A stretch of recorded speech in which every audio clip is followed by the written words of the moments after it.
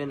مالک اسلمی رضی اللہ عنہ رسول اللہ کے دربار میں آئے اور آ کر عرض کیا یا رسول اللہ میں اپنی جان کے اوپر ظلم کر بیٹھا ہوں، زنا ہو گیا مجھ سے، اب مجھے آپ پاک کر دیں۔ تو آپ صلی اللہ علیہ وسلم نے ان کو واپس لوٹا دیا۔ دوسرے دن یہ واپس آیا تو آپ صلی اللہ علیہ وسلم نے اس کو دوسرے دن بھی واپس لوٹا دیا۔ تیسرے دن جب واپس آیا آپ صلی اللہ علیہ وسلم نے اس کو دوبارہ واپس لوٹا دیا اپنی قوم کی طرف۔ چوتھے دن جب آیا تو آپ صلی اللہ علیہ وسلم نے ان کے قوم کی طرف پیغام بھیجا کہ بھائی بتاؤ تم ماعز کو جو ہے نا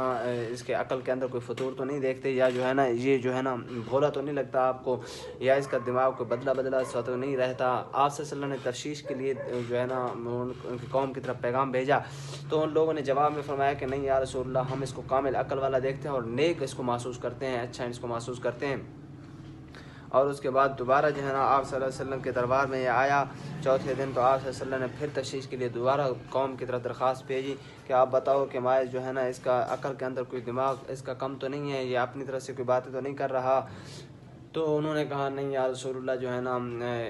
ہم اس کو اچھا عقل والا سمجھتے ہیں اور کامل عقل والا سمجھتے ہیں، نیک آدمی اس کو محسوس کرتے ہیں۔ تو آپ صلی اللہ علیہ وسلم نے پھر 5ویں روز اس کے لیے ایک گڑھا کھدوایا گیا، پھر آپ صلی اللہ علیہ وسلم کے حکم سے انہیں سنسار کر دیا گیا۔ لیکن یہاں سے معلوم یہ ہوا ہے کہ جس کے اوپر اس طرح کا عیب، ایسا الزام یا اس طرح کی بات ہو تو پھر اس کے تفتیش کے اندر کامل کثر کرنی چاہیے اور اس کو تفتیش مکمل کرنی چاہیے اور اس کے بعد شریعت کے حکم کے مطابق سزا دینی چاہیے۔ اللہ پاک ہمیں شریعت کے اوپر صحیح طور پر عمل کرنے کی توفیق عطا فرمائے۔